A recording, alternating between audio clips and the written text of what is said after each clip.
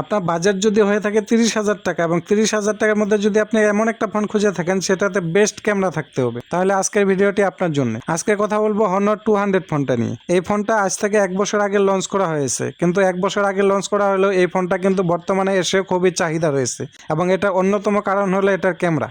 এই ক্যামেরাটা খুবই ভালো মানের ক্যামেরা ব্যবহার করা হয়েছে এবং এটাতে কিন্তু সোনির সেন্সর ব্যবহার করা হয়েছে। তো এই ফোনটিতে আরো কি কি ব্যবহার করা হয়েছে সবকিছু তুলে ধরবো আজকের ভিডিওতে। আপনি যদি আমার চ্যানেলে নতুন হয়ে থাকেন অবশ্যই বলবো চ্যানেলটি সাবস্ক্রাইব করে আমার পাশে থাকুন। এই ফোনটির মেন ক্যামেরা হলো 50 মেগাপিক্সেল, সাথে 50 মেগাপিক্সেলের একটা টেলিফটো জুম লেন্স থাকছে যেটা দিয়ে আপনি 2x পর্যন্ত জুম করতে পারবেন এবং সাথে 12 মেগাপিক্সেলের একটা আলট্রা ওয়াইড ক্যামেরাও থাকছে। মেন ক্যামেরা দিয়ে আপনারা খুবই ভালো মানের ছবি তুলতে পারবেন, বিশেষ করে এখানে সোনির সেন্সর ব্যবহার করা হয়েছে, যেই সেন্সরগুলো মূলত ফ্ল্যাগশিপ ফোনের মধ্যেই ব্যবহার করে থাকে এবং এখানে 50 মেগাপিক্সেলের টেলিফটো জুম লেন্স থাকাতে এখানে কিন্তু আপনারা 2x পর্যন্ত জুম করতে পারবেন। বিশেষ করে পোর্ট্রেট মোডে ছবিগুলো কিন্তু খুবই ভালো মানের ছবি প্রোভাইড করে এই ফোন এবং এটা দিয়ে আপনার ভিডিও রেকর্ড করতে পারবেন সর্বোচ্চ 4K 30 fps। এখন আসি সেলফি ক্যামেরা। সেলফি ক্যামেরা ব্যবহার করা হয়েছে 50 মেগাপিক্সেলের, যেটা খুবই অকল্পনীয় ছবি প্রোভাইড করে, যে কারো ভালো লাগবে এই সেলফি ক্যামেরার ছবিগুলো এবং এটা দিয়েও আপনি ভিডিও রেকর্ড করতে পারবেন সর্বোচ্চ 4K 30 fps। আসি পারফরমেন্স সেকশন নিয়ে। এই ফোনটিতে ব্যবহার করা হয়েছে স্ন্যাপড্রাগন 7 Gen 3,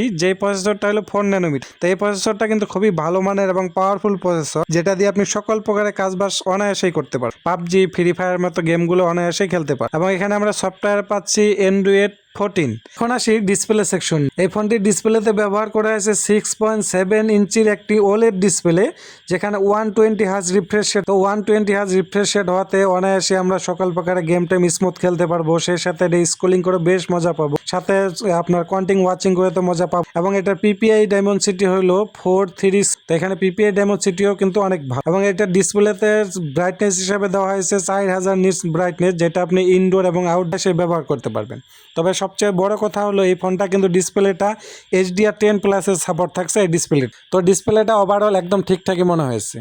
সেই সাথে এই ফোনটিতে পাওয়া যাবে 512GB রমের সাথে 12GB র্যাম এবং র্যাম টাইপ হইল LPDDR5 এবং এটা ব্যাটারিতে ব্যবহার করা হয়েছে 5200 mAh এর ব্যাটারি এবং এটা থেকে চার্জ করার জন্য ব্যবহার হয়েছে 100 ওয়াটের একটা ফাস্ট চার্জ, যেটা আপনি 30 হইতে 35 মিনিটের ভিতর ফুল চার্জ করতে পারবেন। ওভারঅল এই ফোনটা খুবই ভালো মানের একটা ফোন, যেহেতু এটা আনঅফিসিয়াল ফোন, তা আনঅফিসিয়াল হইল এই ফোনটা যদি আপনারা যারা নাকি কন্টেন্ট ক্রিয়েশনের জন্য নিতে চান বা ইউটিউবে ভিডিও বানান, বিশেষ করে ক্যামেরাকে ফোকাস করে নিতে চান, তারা অনায়াসে নিতে পারে। তো আমার মতে বর্তমানে 30,000 টাকার ভিতর এই ফোনটাই সবচেয়ে বেস্ট মনে হয়েছে ক্যামেরার জন্য এবং ভ্যালু ফর মানি মনে। তো এই ভিডিওটি কেমন লাগলো অবশ্যই কমেন্টে জানাবেন এবং আরো নিত্য নতুন ভিডিও পেতে চ্যানেলটি সাবস্ক্রাইব করে রাখবেন।